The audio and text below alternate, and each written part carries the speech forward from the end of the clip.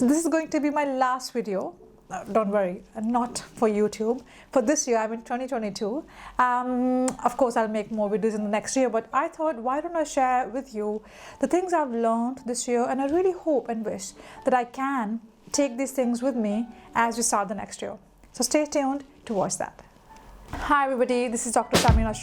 I'm a full-time academic in the UK, and I make videos on productivity, how to work smart. I'm also trying to help international students in their pursuit of achieving their dreams in a foreign country, and sometimes I do share with you some of the glimpses from my academic life.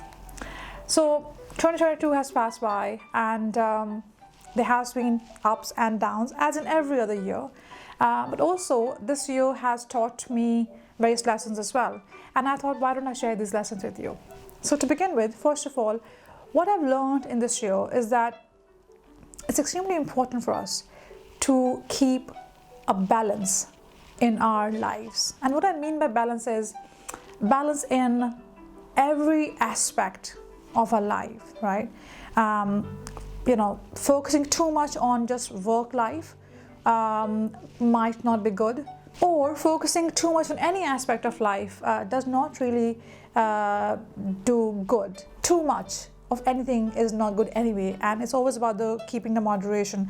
So what I've learned this year, that it's important, of course, to have your work life and professional life, but it's equally important to have your personal life too. Have your personal goals, ambitions, just your personal life, about your relationships. And so one of the lessons I've learned this year is that it's extremely important to lead a happy life, is to keep a good balance. And I'm really, of course, I'm still trying to achieve that fully, but this is something I've learned this year, that I would like to keep a balance, and something I would also like to practice in next year. Another thing I've learned this year is that there's no shame in asking for help. Certainly it's not a sign of weakness. Many times we look around and we see people who are already struggling in any way. It could be mentally, it could be physically, it could be emotionally, but they don't really ask for help. I have been that person myself, so I do know how does it feel to ask for help, because you always think in your head that, oh, if I would share my vulnerability with somebody, they might look down upon me, or they might judge me and whatnot. But the minute you start asking for help, any kind of help, it really shows the strength in you.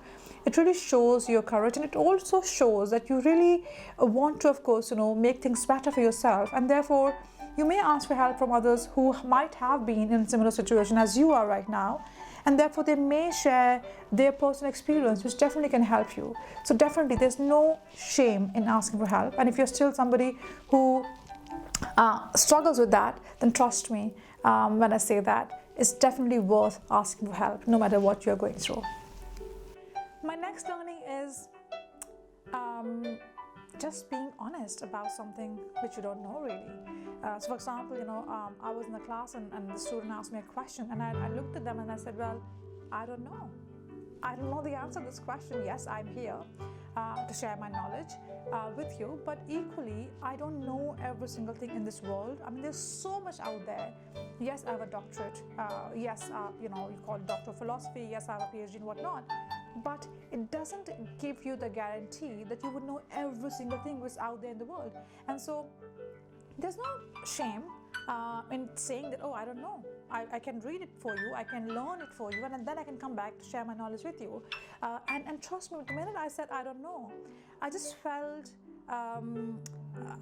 extremely confident. And I thought, you know what, if I can share with you that this is my weakness, or perhaps this is something I don't know, or this is something I'm not aware of, and I can, of course, learn that and come back to you, it just makes me more authentic, and it just increased my honesty towards what I'm doing right now. So there's no harm in telling somebody that you don't know the answer, or you don't have the answer, and you would, of course, can try and learn that, but not knowing is not a problem, as far as you're able or you're open to learn things.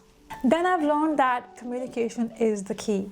Now, many times we talk to each other, but we don't really communicate every single thing what's going around in our head, especially with the people in our close relationships, for example.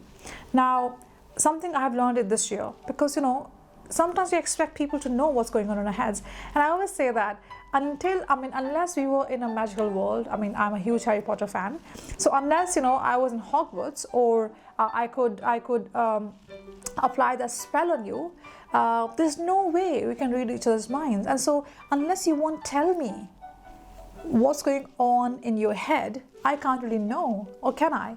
And therefore it's very important that we convey how do we feel, what is in our mind, with the people who really matter the most to us, because those people around us are definitely there to help us. They take care of us, and so it's not fair on them if we don't really share our honest opinions with them in a way that would strengthen our relationship. And also it would just clear our minds a lot more, because otherwise when you don't really communicate, you just think and overthink, and therefore overthinking becomes a huge problem. We start thinking about things which has never occurred, which may never happen, but in our heads, because we are not communicating them to the relevant people, because we are not open enough to articulate those things well, it just makes things bigger and bigger in our heads. And at the end of the day, it just messes up our heads a lot more, and it does not help anybody. So please make sure, or perhaps try to communicate. Yes, baby steps. It's not that today you're just going out there and you're going to tell everybody everything you have in your head. It doesn't happen like that. It would happen gradually, but the minute you start telling yourself that you need to be open and honest in your communication, trust me, that'll be a really good beginning for you. Next one for me is about feelings. And sometimes when we're feeling down, or sometimes when we are feeling negative, or any of those sad emotions we feel, we always try to hide them under the carpet, and we tell ourselves that, oh yeah, I don't have the problem. What I've learned is that it's very important for us to feel our feelings, because the more we ignore them, the more we run away from them, they come back to us at some point in our lives, which is never good, and it comes back with more strength. And therefore it's important for us to feel those feelings, let ourselves feel those feelings, and then tell ourselves, okay, this is what I'm feeling right now. If it's a bad feeling, how I can help myself to improve this situation, or what can I do? Is there something within my control which I can do to make myself feel better? Because at the end of the day, our happiness is in our own control. Nobody else is responsible for our happiness, and we should not give anybody that control either. And finally, I've learned that if I want to feel happy, I should start acting happy. Now, I know it might sound a bit weird. There's a concept in psychology referred to as neuroplasticity. And what does that mean is that if you want to feel a certain emotion, or if you want to be in a certain mental state, you first have to act upon it. So I gave you an example earlier that, if I want to feel confident, when I speak to people, when I speak to an audience, I need to act upon that to begin with, because the more I'll act upon what I would like to do, the more my mind would tell me that this is who you are. And by doing that, I would be able to improve my skills and improve my emotional state, improve my well-being. But of course, again, it happens with practice. Nothing happens overnight. I would love to talk more about this neuroplasticity, of course, in one of my next videos.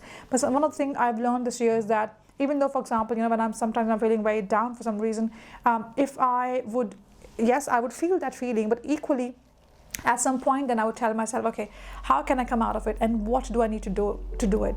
And sometimes I would just start acting upon that positive feeling until my mind tells me that that's how I'm feeling. Well, these were some of the lessons I have learned this year, and I really hope that I can take these positive things with me in the next year. And don't forget to share what you have learned this year. I would love to learn from you as well. And on that note, thank you very much for watching this video. I really appreciate your help and support. Stay tuned until my next video. Take care. Bye.